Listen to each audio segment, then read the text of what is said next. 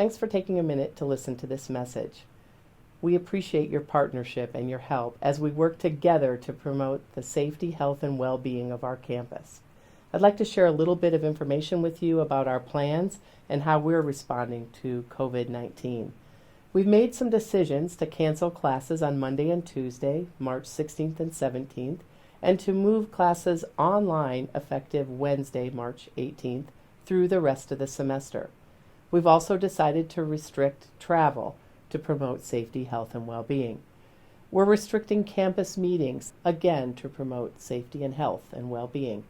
We're encouraging our students who live on campus to remain off campus if that's possible. However, our residence halls will be open. The campus will be open and operational during this time period. All of these actions are designed to promote health and well-being on our campus and to support the well-being of our larger community.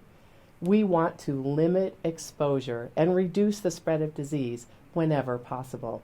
We know these are difficult decisions. We are asking a lot of our people around our campus, our students, our faculty, and our staff. We are so grateful for your help and your partnership in implementing best practices. We're watching the landscape in our community, in our state, and around the country. We are talking frequently with our peers in higher education and working together to support health and well-being. There are many places that you can find information about the actions of our campus and also about promoting health in the community. The website displayed here will help you. I'd like to introduce my colleague, Dr. Mike Good, who is our Senior Vice President for Health Sciences. Thank you, President Watkins, and thank all of you. Our hospitals and clinics are open and caring for patients. However, we have taken many measures to make sure our staff, our patients, our visitors, everyone involved in healthcare is safe and that we're doing our part to prevent the spread of coronavirus in our community. We have changed the way patients enter and exit the hospital, and we encourage you, and signage is in front of the hospital, that if you're experiencing cough, fever, or difficulty breathing, we ask that you put on a mask outside of the hospital, use hand sanitizer, and our staff will be out there to help direct you to the proper area of the hospital or the clinic that you're visiting. Please call before you come to any of our healthcare facilities if you think you may have a respiratory infection.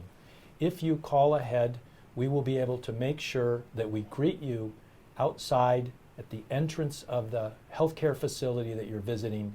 And again, make sure we put a mask on and that we use the hand sanitizer so that we can do our part to minimize the potential for this virus to spread. Coronavirus comes at us in the middle of a flu season.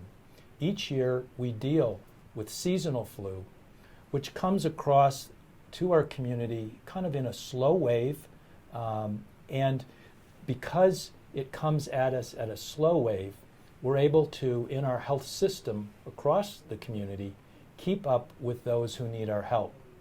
When an endemic or a pandemic, a new pathogen enters our community, and this is what's happening with coronavirus, it comes, if you will, in a tsunami, a tall wave, many cases occurring at once. And that can overwhelm our health system, where there are not enough health professionals, healthcare facilities, and so on to care for the patients. All of the things that we've been talking about and will continue to talk about, where we social distance, where we try to prevent large gatherings, where we reduce travel, where we are meticulous with our hand washing, avoiding handshakes, all of these things together work to slow down this tsunami and turn it into more of the slow wave that we see during typical seasonal flu, and so that as a healthcare community we can keep up with all the needs of our patients. So again, coronavirus is a little bit more severe than our seasonal flu.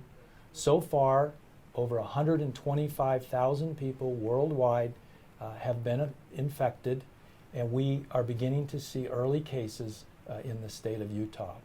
We are prepared, we are ready, but we together come together as a community to do our part to slow the spread of this new virus. I'd now like to introduce my colleague, Dr. Dan Reed, our Senior Vice President for Academic Affairs. Let me begin by echoing what President Watkins and Senior Vice President Michael Good said. All the decisions we're taking are driven by protecting your health and safety, whether you're faculty, staff, students, or our public participants in events on campus. Your safety is the most important thing. And because of that, we're taking several actions. We're beginning by moving our classes online for the remainder of the spring semester. We'll be canceling classes on the 16th and 17th of March, resuming full-time online on Wednesday, March 18th. Details on how to manage that will appear if you're a faculty member in your email. If you're a student, guidance will appear in Canvas and also your UMail account on campus. For faculty members, there will be help available to support transition of your courses through teaching and learning. Look for that guidance in your email as well. Exceptions for offering particular sections or laboratory components or other things that require access to unique facilities should be filtered through your relevant dean if you're a faculty member for approval via my office. For all of you who are staff, let me also say the continuity of operations of the university depends on your commitment and your support. We value your health and safety as well. Support services for you are available on campus. And let me conclude by saying, as I said at the outset, the health and well-being of all of you, whether faculty, staff, students, or public participants in our activities on the University of Utah campus are of paramount importance. And that's the reason we are taking these actions today. And now I'd like to turn back to President Watkins for a few additional remarks. So let me make a comment about athletics. Like other events and university-sponsored activities, athletics events will be restricted to participants, competitors, and the immediate staff. Please refer to the athletics website if you'd like more information.